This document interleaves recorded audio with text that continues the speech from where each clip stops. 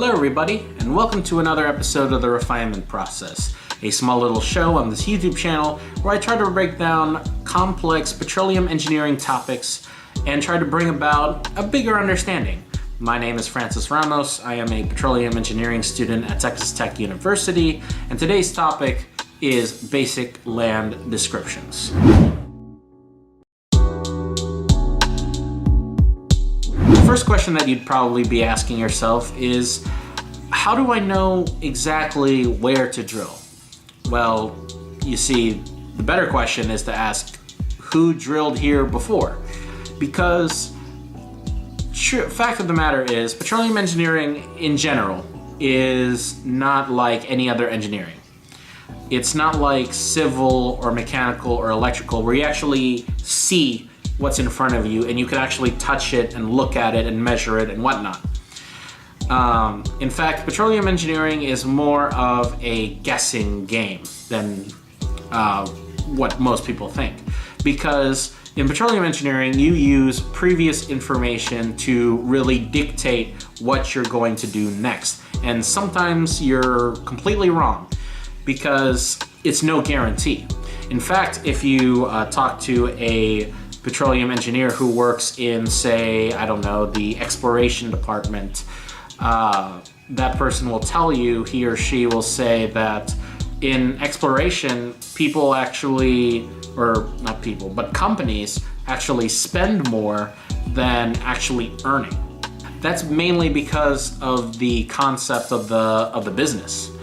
And in order to choose where to drill, you need previous information, and that could be anywhere from maps of the region to a list of a report of day-to-day operations. Once you find the website or the paperwork, you'll need to be able to describe the land. To describe land, you need three basic items: a point, a map, and a reference system. Three big labels you need to look for is a township, a range, and a section.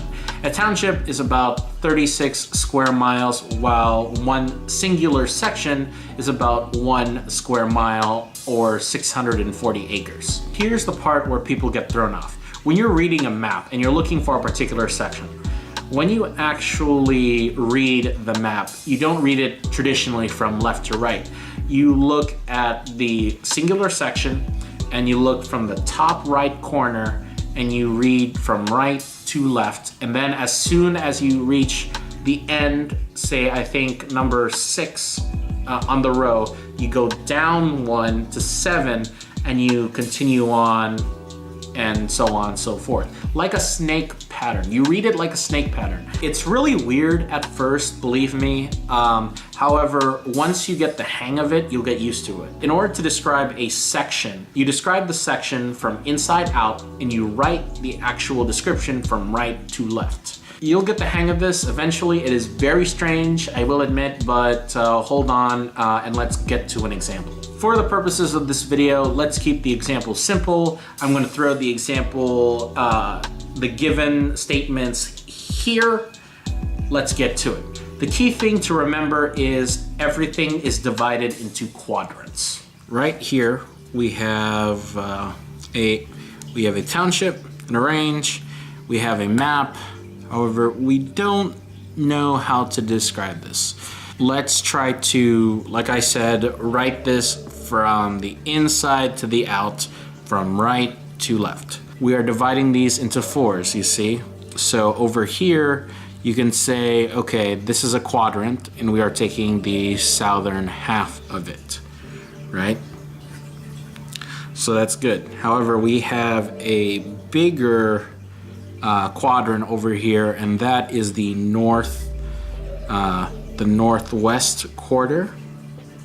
And finally, in our township, our main area over here, we know that this is the northeast. So this is the northeast quarter, and just like that, you have yourself your description.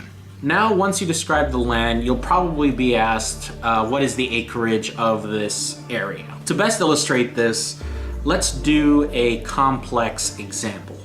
I'm going to throw the example over here. say you're tasked with looking at this section and trying to determine how many acres is it.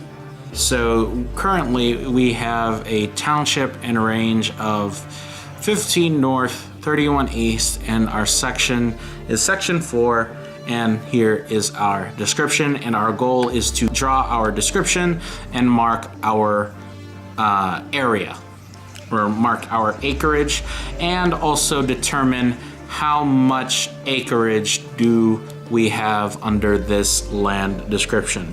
Now you might be asking, Francis, what does this semicolon mean? Well, a semicolon means a crossover into different quadrants. And basically we take the acreage from here and add it to the acreage from the second set and add them together to get our total acreage. First section. Our description is the northeast quarter of the southwest quarter. And from this section here, we know that this is the southwest quarter, which means that means that our first half of this section is over here. Correct? Now we have another addition to this acreage, and we have and it is the south half of the southwest quarter. So this is the south half. So this whole space over here is considered as part of this land. Now the goal is to find the acreage, right? So how many acres are in one section? So one section is how many? 640 acres. Now we're trying to find the acreage. In order to find the acreage, we need to know how many acres are in a section, which we already have right here, and how many times we're dividing it by. You see over here, we're dividing it by floors. So it would be 640 divided by 16, right? Because we're dividing it by 2 quarters. So let me pull out a calculator over here just for the sake of time. 640 acres divided by 16. So this section is 40 acres. And now this section over here, 640 acres divided by 8, correct? Because we are dividing it by 4 and then dividing that fourth by a half. So this would be 80 acres. And in total, 80 plus 40, we get 120 acres as our answer. And that is our answer. I hope that this video helped you out in some way, shape, or form. I try to compact as much information as I can and try to keep the video really short. However, these are the things that I wish that I knew when I was learning all of this for the first time. As always, smash that like button if you found this video helpful and share the video. And feel free to comment down below, ask me some questions, and I hope from this you and I will learn together. So, bye guys, I'll see you in a few days.